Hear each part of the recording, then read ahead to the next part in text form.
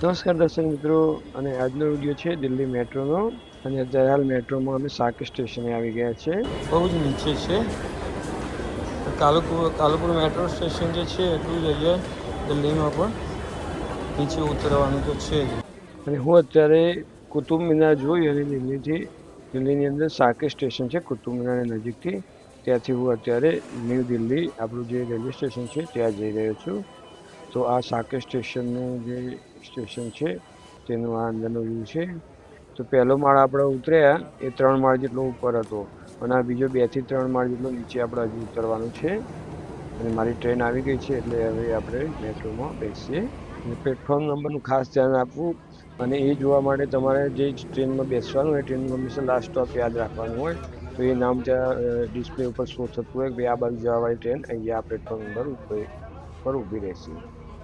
અંદર બેસી ગયા. હવે અંદર આપણે અમદાવાદની અંદર લગભગ 3 ડબ્બાથી 4 ડબ્બા વધારે હોય. અહીંયા ખૂબ જ લાંબી આપણને નજરે પડે છે મેટ્રો, કારણ કે અહીંયા ટ્રાફિક વધારે હોવાને કારણે અહીંયા એના કોચ જે છે એ વધારે રાખવામાં આવેલા છે.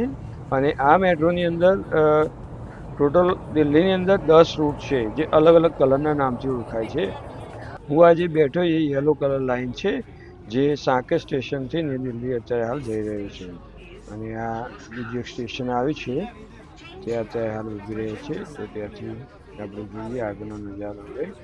અને આની ઇન્ફોર્મેશન હું આ વિડીયોની અંદર આપવાનો છું, તો વિડીયો અહીં સુધી જોજો કે દિલ્હીમાં કયા કયા સ્ટેશનો કઈ લાઇન ક્યાં જઈ રહી છે તે હું તમને ઇન્ફોર્મેશન આપીશ. તમે જોયું કે સ્ટેશન ઉપર 1 મિનિટ પણ પૂરી ગાડી રોકાતી નથી. લગભગ 30 સેકન્ડથી 45 સેકન્ડ જેટલું જ ઊભી રહેતી હશે. અને જ્યારે ઉપડે છે ત્યારે એની સ્પીડ ફૂલ સ્પીડે તરત ચાલુ થઈ જાય છે. અને આ રીતનું સ્ટેશન આવવાનું હોય એટલે આ ડિસ્પ્લે ઉપર એનાઉન્સમેન્ટ થતું હોય છે. અને દરવાજા કઈ બાજુ ખુલશે એ બોલતું પણ હોય છે, અને ડિસ્પ્લેમાં આપણને લખાઈને પણ દેખાતું હોય છે. તો એ ખાસ ધ્યાન રાખવું, કારણ કે અલગ સ્ટેશન આવે તો સ્ટેશનમાં કઈ બાજુ દરવાજા ખુલે એ પહેલેથી એ લખાઈને આવતું હોય છે.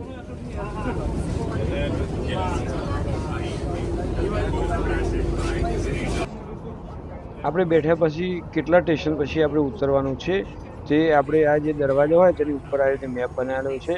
જે સ્ટેશન પાર થઈ જાય તેમાં રેડ લાઇટ હોય છે, અને જે સ્ટેશન આવવાનું હોય ત્યાં ગ્રીન લાઇટ થતી હોય છે.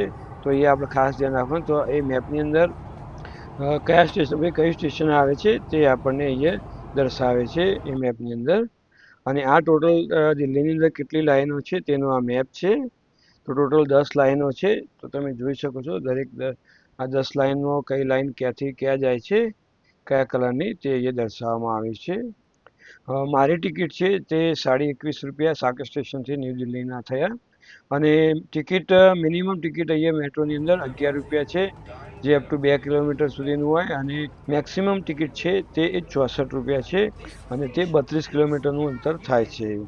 અને અહીંયા દિલ્હીમાં જો તમારે ફરવું હોય તો મેટ્રો એ બેસ્ટ ઓપ્શન છે, કેમ કે અહીંયા આપણને ફિક્સ ટાઈમે મેટ્રો પહોંચાડતી હોય છે. જે 10 થી 15 મિનિટે આપણને મેટ્રો મળી જતી હોય છે.